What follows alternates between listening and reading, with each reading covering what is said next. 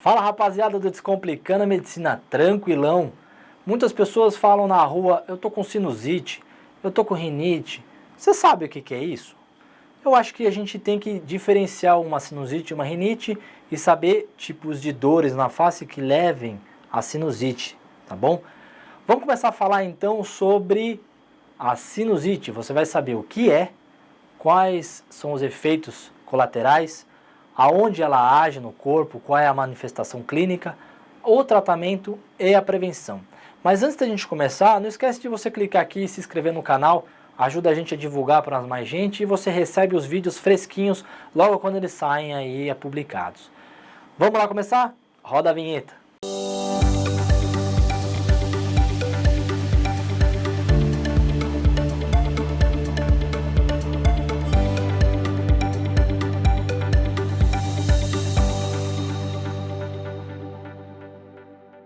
Bom, a sinusite, a gente precisa falar a anatomia da face, porque a gente vai comentar o que é a sinusite. Então acompanhem comigo aqui na tela. A sinusite nada mais é do que a inflamação dos seios da face. Os seios da face são porosidades nos ossos do crânio, principalmente o frontal e o seio maxilar, aonde são aerados, tem ar dentro desses seios. A gente pode observar aqui na tomografia. Aqui você tem o nariz e os seios maxilar repleto de ar. Olha aqui, 1 e 2, certo? Aqui o nariz é a rinofaringe. A sinusite nada mais é do que a inflamação da mucosa desses seios, levando à acumulação de líquido, que pode ser purulenta, ou seja, infecciosa ou não. Então, o conceito da sinusite é uma inflamação da mucosa dos seios da face, podendo ser secundária, ou seja, estar associado ou não, uma infecção, um quadro alérgico ou qualquer fator que atrapalhe a correta drenagem da secreção desses seios da face. Quais são os tipos de uma sinusite? Ela é aguda quando os sintomas que estão presentes, eles são inferiores a 12 semanas, praticamente aí uns 3 meses, e acima de 3 meses ela é crônica, ou seja, você não conseguiu resolver essa sintomatologia e aí fica um negócio mais arrastado. Quais são as causas de uma sinusite? Os agentes infecciosos, bactérias, fungos e vírus, principalmente bactérias, levam a aumento da secreção e infecção desse muco que é produzido nesses seios ósseos. Os fatores alérgicos que levam também à alteração do sistema imunológico, ácaro, pólen, vai levar ao distúrbios da inflamação. Se você ainda não acompanhou e não sabe o que é uma inflamação, clica aqui no vídeo de anti-inflamatório, você vai saber tudo sobre inflamação. E aí esse processo inflamatório aumenta e leva um distúrbio dessa região, aumentando a permeabilidade, aumento do muco e aí inflama e enche de muco essa região. E as alterações anatômicas que dificultam a drenagem. Olha só nessa imagem, aqui você tem um septo nasal que obstrui praticamente a drenagem do seio ósseo, nasal, maxilar e ósseo frontal, levando à dificuldade de aerar esse seio, prejudicando então a drenagem. Os fatores de risco, como eu já falei, são alterações anatômicas, desvios de septos, os cornetos nasais, que são as estruturas maciças, que direcionam o fluxo de ar dentro do nariz até a rinofaringe e assim para a traqueia, eles podem ficar hipertrofiados e dificultam o escoamento do ósseo de drenagem desses seios. Pólipos nasais, que podem ficar na obstrução também do fluxo de ar e da drenagem, e traumas de face, principalmente lutadores que tomam pancada no rosto, acidentes automobilísticos e outro trauma no nariz. Doenças alérgicas, então pessoas que são muito alérgicas a pólen, asma, que tem sempre obstrução nasal, isso leva com uma obstrução nasal, consequentemente obstrução na drenagem desses seios. Queda da imunidade, HIV, uso de corticoides ou até mesmo a doença do refluxo, que fica levando a pigarro e a problemas aqui na orofaringe, repercutindo na parte inflamatória da região da nasofaringe. Tabagismo, com o problema do trato ciliar, não consegue expelir substâncias, partículas do ar e do cigarro, e também o muco que é produzido entupindo essa região. Você não consegue também perceber que a sensibilidade ao olfato altera. E aí infecções de face, então otite, amidalite, gripes e resfriados aumentam o edema da região, dificulta o escoamento dessa área do nariz. Os sintomas de rinocinusite, eles são sempre obstrução nasal ou congestão nasal associado a pelo menos 2 outros fatores. Vamos ver quais são. Pressão ou dor facial, por quê? Porque o muco que vai acumulando dentro do seio começa a ficar limitado, ele começa a fazer um efeito de pressão dentro desse seio. E aí gera a dor facial, principalmente na região do rosto, órbita, nariz. Tá? Não dá dor para outro tipo da cabeça, do ombro. Perda da alteração de olfato e paladar, porque o seu nariz vai estar obstruído, tá? Demasiado, você não consegue nem inalar e cheirar, e você não consegue sentir o paladar porque depende do nervo olfatório. E você pode ter rinorreia visível. O que é rinorreia visível? É aquela secreção purulenta no fundo da garganta que você pode ver ao abrir a boca ou por uma rinonasofibroscopia. Ou seja, você vai introduzir uma câmera pelo nariz ou pela boca vendo a secreção lá atrás na garganta. Isso daí é quando você tem uma infecção bacteriana associada. Pode ou não estar associada a uma rinocinusite esses fatores que eu vou falar para vocês. Otite, febre, tosse, fadiga, mau hálito. Por quê? A infecção bacteriana leva efeitos secundários. Então, tosse, otite pela a infecção retrógrada da drenagem do nariz, febre, que é manifestação da inflamação por uma infecção. Então, isso tudo são efeitos que são concomitantes a uma possível infecção bacteriana pela rinocinusite. Mas você tem que ter uma obstrução nasal, como eu falei, com aqueles 2 sintomas clássicos para fechar o diagnóstico.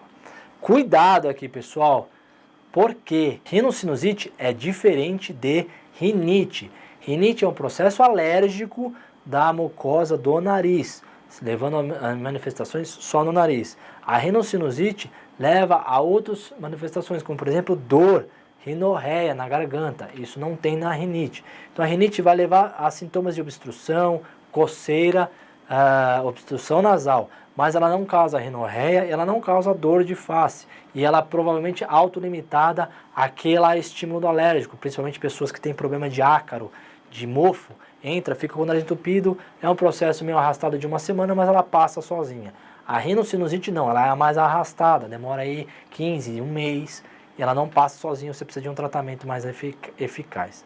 O diagnóstico principalmente é clínico e o médico ele vai falar as perguntas básicas para você. Quando começou os sintomas, eles são contínuos ou ocasionais, alguma coisa melhora os sintomas, então porventura se for a rinite, você tira o fator estimulante, ou seja, um perfume, você tira uma comida, você tira um ácaro, um travesseiro ruim, melhora. Não é uma rinocinusite, é uma rinite. Alguma coisa piora, por exemplo, você vai entrar em contato com uma pessoa que está usando um perfume forte, te dá aquela mal-estar, um nariz entope na hora, isso também diferencia uma rinite de uma rinocinusite. E as suas histórias de alergia alimentar, resfriado ou contato com substâncias, perfume, por exemplo, cremes, protetor solar, pode levar à obstrução nasal. O diagnóstico é feito por uma nasofibroscopia, tá? Ele vai avaliar a ósseo de drenagem desses seios dentro do nariz e parte clínica. Se você tiver alguma dúvida nesse procedimento, nessa parte, a gente vai fazer uma tomografia de seios da face. Pessoal que está me vendo aqui agora, se eu tiver que levar uma mensagem para vocês, não peçam raio-x de face. Raio-x de face não vê rinocinusite e os seios da face, porque ele não consegue ver diretamente esses seios, falando se está cheio, repleto de líquido ou não. Então não peçam raio-x de face, não vai adiantar para nada, só vai expor o paciente a raio-x, perigoso. Veja aqui na imagem a tomografia de uma seios da face. Repare nesse lado direito do paciente, onde está cheio de líquido com pouco ar. E do lado esquerdo, você tem também mais repleto ainda de líquido, com pouquíssimo ar. Isso é a retenção de líquido, que pode levar a uma infecção se ficar muito tempo sem o escoamento. Olha essa outra tomografia, como os seios da face aqui, ó, estão completamente cheios. Isso leva a um possível estase desse muco que pode se infectar e levando uma rinocinusite febril, muco purulenta, com um desencadear pior. Olha que bacana a diferenciação quando você tem ou não esse seio repleto de muco, de líquido. O lado esquerdo não tem, o lado direito tem. Então esta é o padrão ouro para o diagnóstico da rinocinusite, tomografia. O raio-x não olha isso, ok? Qual é o tratamento? Primeiro, sempre remover o fator desencadeante. Se é alérgico a cheiro, remover. Se é alérgico a ácaro, tirar a roupa de cama, travesseiro, casa mofada, escritório mofado, tira esse fator para melhorar a parte desencadeante. Fazer sempre muita lavagem no nariz para desobstruir o ósseo da drenagem. Se for repleto de líquido, você desobstruindo esse ósseo vai facilitar a drenagem e aí esvazia. Se não tiver contaminado, esvazia e faz a resolução espontânea.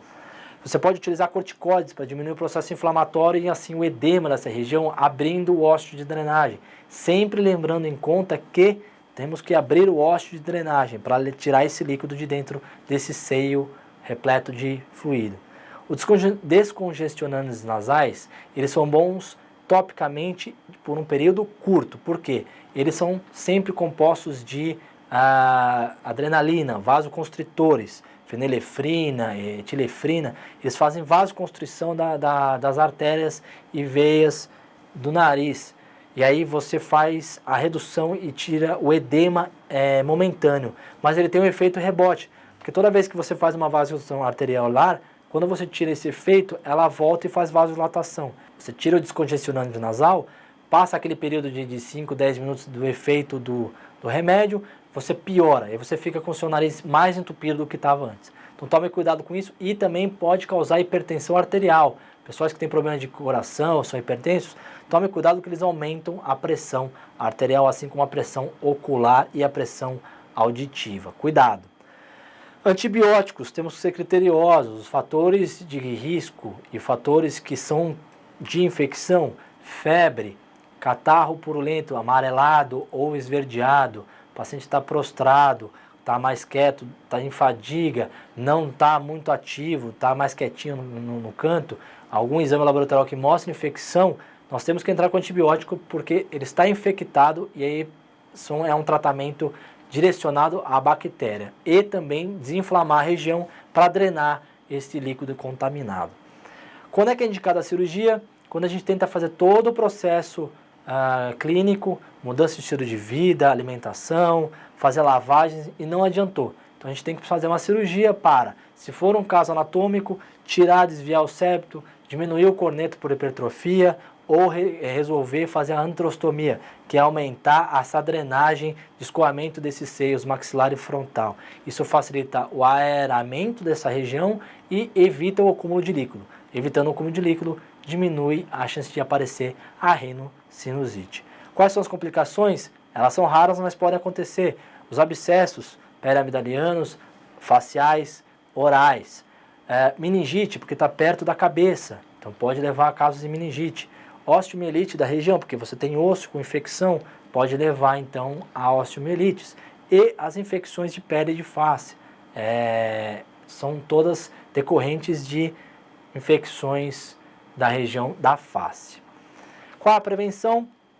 Evitar tabagismo, pela atividade mucociliar, facilita a eliminação de muco.